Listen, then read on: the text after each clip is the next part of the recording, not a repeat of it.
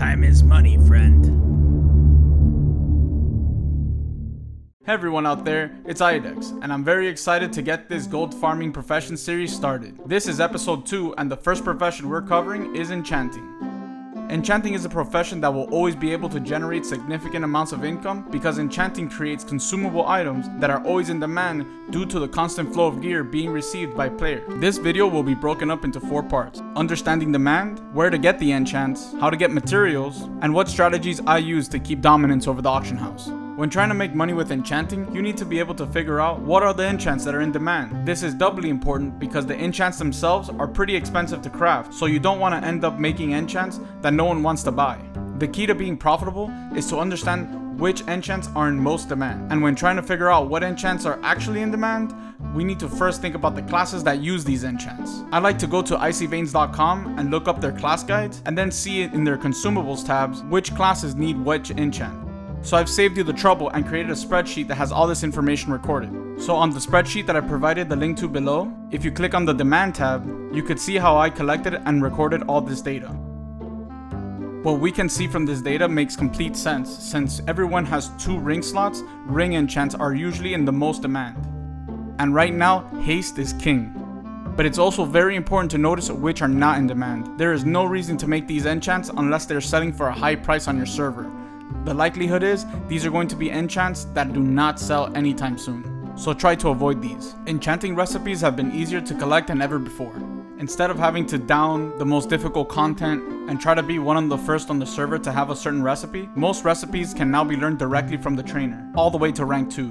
However, some recipes do require completing world quests or reaching revered with certain factions. Now that we know which enchants are in demand and where to learn the recipes, the next natural question is how do we get a large amount of materials? Don't worry about it, Idex has your back, and I made a new spreadsheet. First, you need to go down to the description of this video and open up the spreadsheet that I've linked there. Next, you're going to go to File and save yourself a copy. Next, you're going to scroll down and start filling in the cost of the materials from your auction house. After you fill in the prices from your auction house, here and here will indicate which items are worth crafting. The top will tell you which green items to craft, and under it will indicate which epic to craft in order to get veiled crystals from disenchanting these items. The main cell you need to look out for is this one. It'll tell you whether or not it's profitable to craft items or whether you should just buy enchanting materials straight from the auction house. For those who haven't watched episode 1, I recommend watching it so you can understand what we're really doing here. Create greens, disenchant the greens that upgraded to blue quality, take all the green items and scrap them, use the expose them to scrap epics, and disenchant the epics. That way we have access to large amounts of veiled crystals, umbra shards, and gloom dust.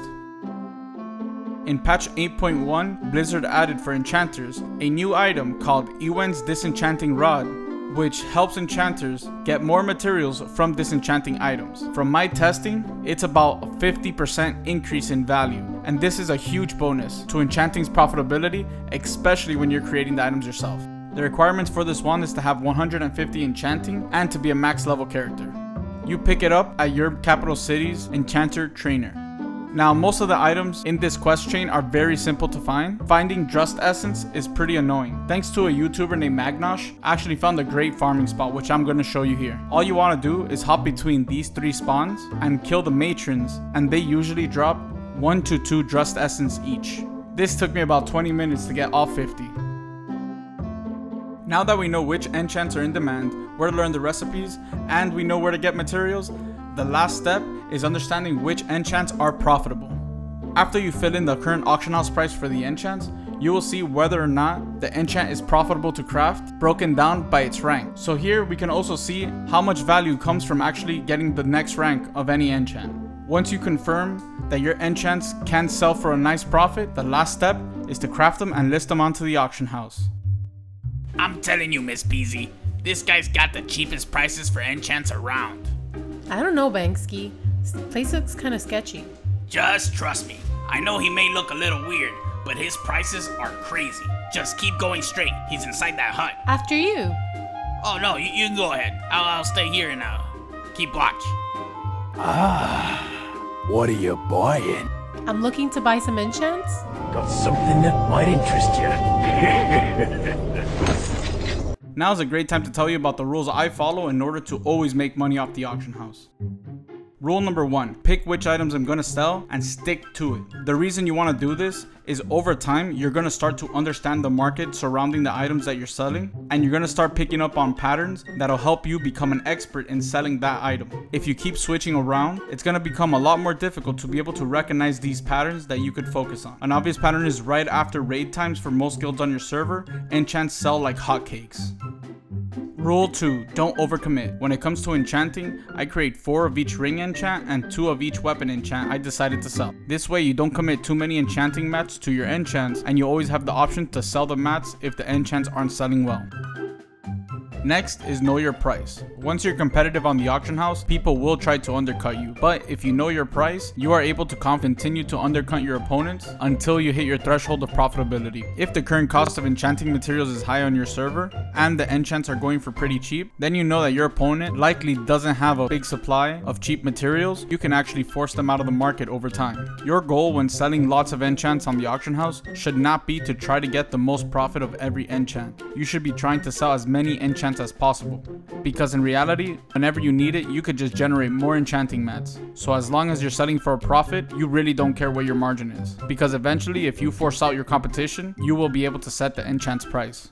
Rule number 4 is update your auctions often. When competition gets hot because there's a market that's very profitable, people are going to be undercutting you constantly. So make sure to always update your auctions whenever you have a moment of free time. It's best to leave a character just standing in the auction house and just switch over to him anytime that you have a moment. So now let's have a quick review. First, you want to understand which enchants are in demand. Second, you want to know where to find the highest possible rank of those enchants. Then, we want to figure out whether it's worth buying the materials or crafting items to disenchant ourselves. Don't forget about Iwen's disenchanting rod.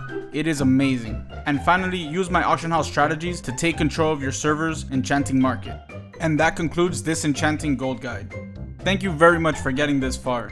Please don't forget to leave a like or a comment. Me and Izzy Peasy read all of them. And if you like what we're doing on this channel and you want to get notified whenever we post a new video, subscribe and click that notification bell. That way you're among the first to learn my new gold guides. Since I published my last video, Tide Spray linen cloth prices have exploded, but there's plenty of space for me to still make money. Thank you very much and have a great day.